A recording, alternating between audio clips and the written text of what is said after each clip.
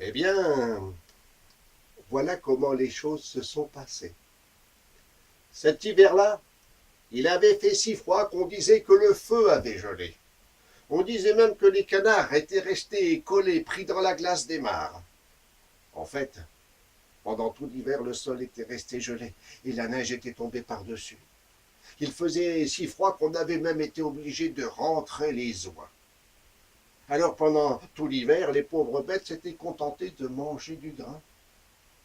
Et quand le printemps est revenu, lorsque le soleil s'est mis à briller, lorsque la glace et la neige ont fondu, lorsque l'herbe s'est remise à pousser, et lorsque les fleurs sont écloses, eh bien on a pu sortir les bêtes, notamment les oies. Oh, elles se sont jetées sur l'herbe bien fraîche, comme de véritables goinfres. Elles avaient faim, mais elles avaient faim, elles avaient faim, mais qu'est-ce qu'elles avaient faim? Et puis, pendant qu'elles étaient en train de manger, cachées dans une haie, un animal tout roux et tout poilu les observait avec sa queue en panache, son museau pointu et ses oreilles également pointues. Le renard est sorti de sa cachette.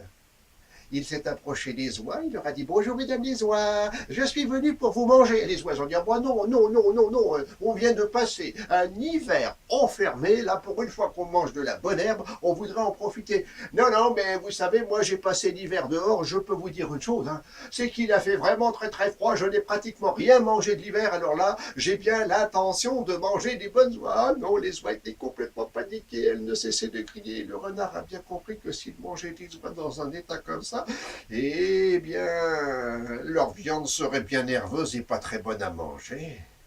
Non, non, il fallait les calmer, il fallait les réconforter pour qu'elles se laissent bien manger ensuite. Il leur a dit « Bon, ben, je vous accorde une dernière volonté. » « Très bien, on dit les oies, très bien, nous allons trouver une solution. » Alors elles se sont concertées pendant un bon moment. Puis après s'être concertées, elles se sont mises en file indienne devant le renard. Et la première a commencé à faire sa prière pour recommander son âme au Tout-Puissant. Et quand elle eut terminé, ce fut le tour de la deuxième, qui également a recommandé son âme au Tout-Puissant avant de mourir. Puis quand elle a eu terminé, ça a été le tour de la troisième, qui en a fait de même.